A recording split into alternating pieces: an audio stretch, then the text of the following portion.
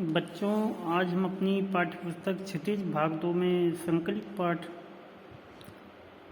कन्यादान, जो कि ऋतुराज द्वारा रचित है, उसका अध्ययन करेंगे, उसका वाचन करेंगे। उससे पहले हम कवि ऋतुराज के जीवन के बारे में, उनकी साहित्यिक रचनाओं के बारे में और जो हमारी कविता कन्यादान है उसकी जो पृष्ठभूमि है, जो उसका शीर्षक है, मुख्य उद्देश्य है, उन चीज़ों पर हम चर्चा करते हैं। ऋतुराज का जन्म सन 1940 में भरतपुर में हुआ था। भरतपुर राजस्थान का एक काफ़ी प्रसिद्ध जिला है और अगर हम राजा महाराजाओं की नज़र से बात करें तो ये तोमर राजपूतों का गढ़ माना जाता था। राजस्थान विश्वविद्यालय जयपुर से उन्होंने अंग्रेजी में एमए किया। 40 वर्षों तक अंग्रेजी साहित्य के अध्यापन के बाद अब सेवानिवृत्ति लेकर वे जयपुर में रहते हैं। उनके अब तक 8 कविता संग्रह प्रकाशित हो चुके हैं, जिनमें एक मरण धर्मा और अन्य पुल पर पानी, सूरत नीरत और लीला मुखारबिंद प्रमुख हैं। उन्हें सोमदत्त, परिमल सम्मान, मीरा पुरस्कार, पहल सम्मान तथा बिहारी पुरस्कार मिल चुके हैं। जैसा कि हमें ज्ञात है कि जिसका भी इंटरेस्ट हो, जिस भी कवि या लेखक की रुचि जिस भी विधा में होती है, जिस भी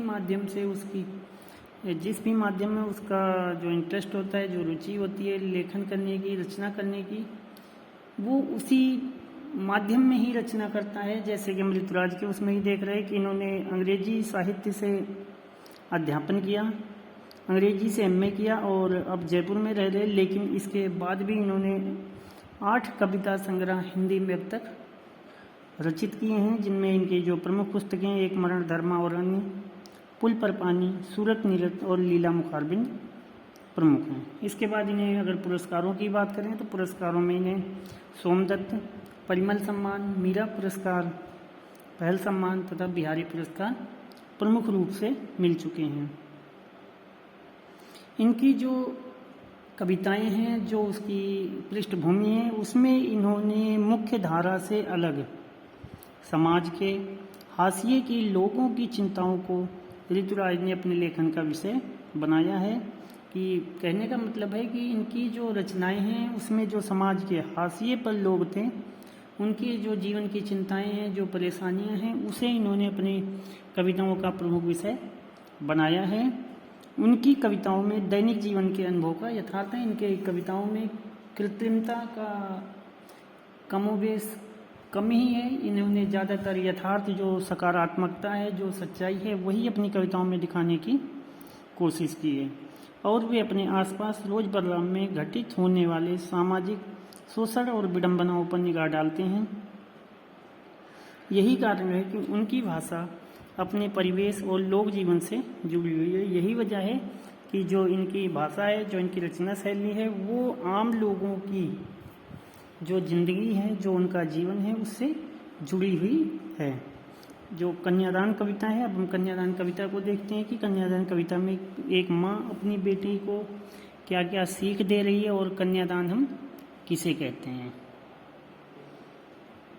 कन्यादान कविता में माँ बेटी को स्त्री के परंपरागत आदर्श रूप से हटकर सीख दे रही है। कवि का मानना है कि समाज व्यवस्था द्वारा स्त्रियों के लिए आचरण संबंधी जो प्रतिमान गढ़ लिए जाते हैं, वे आदर्श के मुलम्मे में बंधन होते हैं। कोमलता के गौरव में कमजोरी का उपहास छिपा रहता है। लड़की जैसा न दिखाई देने में इसी आदर्शीकरण का प्रतिकार है। बेटी माँ के सबसे निकट और उसके सुख दुख की साथी होती है, इसी कारण उसे अंतिम पूंजी कहा गया है। कविता में कोरी भावुकता नहीं, बल्कि माँ के संचित अनुभवों की पीड़ा की प्रामाणिक अभिव्यक्ति है। इस छोटी सी कविता में स्त्री जीवन के प्रति ऋतुराज जी की गहरी संवेदनशीलता अभिव्यक्त हुई है। सीधी सी बात है कि कन्यादान एक विवाह के समय पर संपन्न होने वाली वो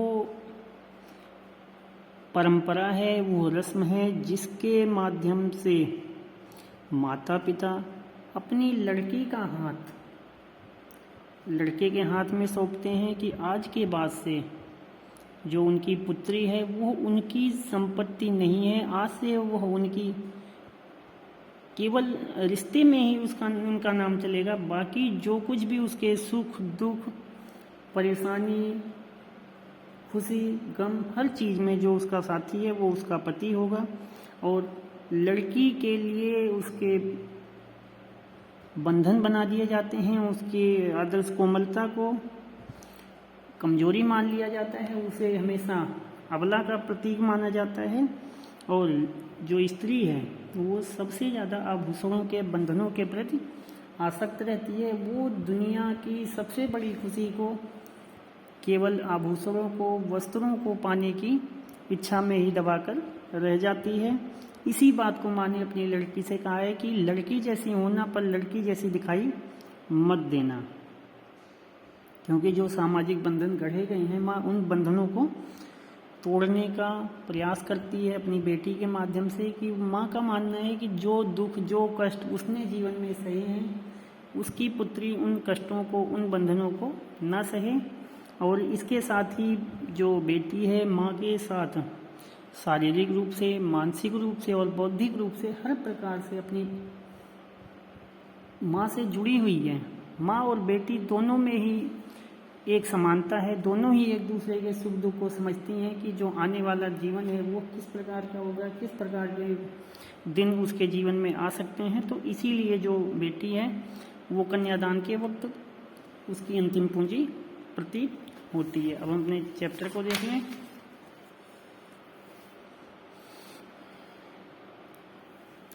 कितना प्रामाणिक था उसका दुख, लड़की को दान में देते वक्त जैसे वही उसकी अंतिम पूंजी हो। कितना प्रामाणिक था, प्रामाणिक मीन्स कितना सच्चा था, कितना सबूत से भरा हुआ था उसका दुख लड़की को दान में देते वक्त। जब एक माँ अपनी लड़की का कन्यादान कर रही थी तो जो उसका दुख है वास्तव में एक वास्तविक दुख था, एक सच्चा दुख था। और जैसा दुख ऐसा दुख उसे लगा कि जैसे वो अपने जीवन की सारी कमाई को उस लड़के को सौंप दे रही हो, उसके पति को सौंप दे रही हो जिसके साथ उस लड़की का विवाह संपन्न हो रहा हो। लड़की अभी सयानी नहीं थी, अभी इतनी भोली सरल थी कि उसे सुख का आभास तो होता था लेकिन दुख बाँचना नहीं आता था। पाठिका थी वह धुंधले प्रकाश की, कुछ तुकों और कुछ लयबद्ध पंक्तियों की। कवि ने यहाँ पर यह बताने की कोशिश की है कि जो लड़की है वो अभी समझदार नहीं हुई है और उसके अंदर भोलापन, उसके अंदर जो सीधापन है वो अत्यधिक है। और हर लड़की अपने भावी जीवन में होने वाले विवाह के लिए कुछ ना कुछ सपने अवश्य देखती है। और वही सपना वो बेटी भी देख रही थी जिसकी उस समय पर शादी होनी थी। और उस लड़की को सुख का आभास तो होता था कि जो जब उसका विवाह होगा, जब उसकी शादी होगी तो उसके जीवन में तरह तरह की खुशियाँ आएंगी। लेकिन उसे इस बात का एहसास नहीं था, इस बात का पता नहीं था कि उसके जीवन में जो दुख आएंगे, जो परेशानियाँ आएंगी, कष्ट आएंगे, वो उन सब का सामना उन सब से किस प्रकार से अपने जीवन को बचाएगी। पाठिका थी वो धुंधले प्रकाश की, कुछ तुकों और कुछ लयबद्ध पंक्तियों की। जैसे धुंधले प्रकाश में कुछ पंक्तियां हमें दिखाई देती हैं, कुछ अक्षर हमें दिखाई देते हैं और कुछ हमें नहीं दिखाई देते, तो ऐसे ही जो लड़की है वो भी उसी धुंधले प्रकाश की पाठिका के समान थी, जिसे जीवन में आने वाले कुछ सुखों का और कुछ दुखों का आभास तो हो जाता था लेकिन वो उन्हें समझ नहीं पाती थी कि किस तरीके से वो अपने जीवन को आगे बढ़ाएगी। उसे जीवन में सुख का आभास तो होता था लेकिन दुख के बारे में बताना या उन चीज़ों पर चर्चा करना उसे अभी नहीं आया था कि विवाह के बाद उसके जो ससुराल पक्ष के लोग होंगे, उसका जो पति होगा, वो उसके साथ किस तरीके का व्यवहार करेंगे, किस तरीके का उसके प्रति रवैया होगा, जो समाज है उसका रवैया किस तरीके से उसके साथ किया जाएगा। वो सारी चीज़ें, उन चीज़ों से वो अभी नादान थी, अनजान थी। माँ ने कहा, पानी में झांक कर अपने चेहरे पर मत रीझना। आग रोटियां सेकने के लिए है, जलने के लिए नहीं। वस्त्र और आभूषण शाब्दिक भ्रमों की तरह हैं, बंधन है स्त्री जीवन के। अब यहाँ पर माँ ने क्या कहा कि अपनी लड़की को पानी में झांक कर अपने चेहरे पर मत रीझना। जो लड़की है या स्त्री जाति की जो सबसे बड़ी कमजोरी है, जो विडंबना है, वो उसकी अपने चेहरे के ऊपर, अपनी सुंदरता के ऊपर घमंड करना है और केवल एक आदर्शीकरण के चलते हुए जीवन में आने वाली मुसीबतों को ढोते रहना है। तो इन्हीं चीज़ों से माँ अपनी पुत्री को सावधान कर रही है कि कभी भी वो अपने चेहरे पर, अपनी सुंदरता पर इतना आसक्त ना हो, वो कभी भी अपने चेहरे की सुंदरता पर घमंड ना करे और अपने ऊपर होने वाले जुल्म को, अत्याचार को वो कभी भी चुपचाप बर्दाश्त ना करे। इसीलिए उसने कहा है कि आग रोटियां सेकने के लिए हैं, जलने के लिए नहीं।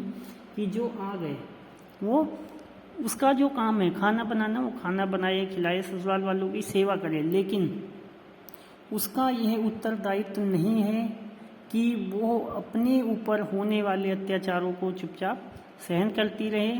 माँ चाहती है कि जो उसकी पुत्री है वो अपने अधिकारों के प्रति, अपने कर्तव्यों के प्रति सजग रहे और जो स्त्री जीवन के बंधन माने गए हैं, वस्त्र और आभूषण, कपड़े और गहने, वो उन चीज़ों से हमेशा दूर रहे, क्योंकि ये सारे जो वस्त्र और आभूषण जैसी वस्तुएं हैं ये शाब्दिक भ्रम है, ये हमेशा यथार्थ नहीं रहती। क्योंकि इसीलिए कहा गया है समाज में कि लड़की की कीरत देखनी चाहिए, उसकी सीरत नहीं देखनी चाहिए। और जो वस्त्र और आभूषण है वो हमेशा स्त्री जाति के लिए एक बंधन खड़ा कर देते हैं, एक बंधन तैयार करने का काम करते हैं। माँ ने कहा, लड़की होना पर लड़की जैसी दिखाई मत देना। अंतिम पंक्ति में माँ ने अपनी लड़की से कहा, समझाते हुए कि लड़की तो हो, कोमलता की, दया की, ममता की प्रतिमूर्ति तो हो, लेकिन इसके साथ ही अपने अधिकारों के, कर्तव्यों के और अपनी जिम्मेदारियों के प्रति भी सजग रहना। कभी भी अपने ऊपर अत्याचार होने मत देना, क्योंकि समाज या ससुराल में जो भी अत्याचार हो, जो भी बुराइयां हों, उन चीज़ों से बचने की कोशिश करना और अपने अधिकारों के लिए हमेशा सजग रहना और हमेशा संघर्ष करते रहना, यही जीवन की सच्चाई है। क्योंकि अगर स्त्री अपने जीवन के संघर्षों को झेलना सीख जाएगी तो उसे समाज में किसी भी प्रकार का कोई कष्ट नहीं होगा। तो जो माँ ने यहाँ पर बात की है कि जो उसकी लड़की है वो अपने चेहरे पर घमंड ना करे, अपनी सुंदरता पर घमंड ना करे और अपने पति द्वारा दिलाए जाने वाले वस्त्रों और आभूषणों पर भी वो घमंड ना करे, क्योंकि ये सारे स्त्री जाति के बंधन हैं जो हमेशा उसे उस परेशानी में डालने की कोशिश करते हैं जो उसके जीवन में नहीं आनी चाहिए।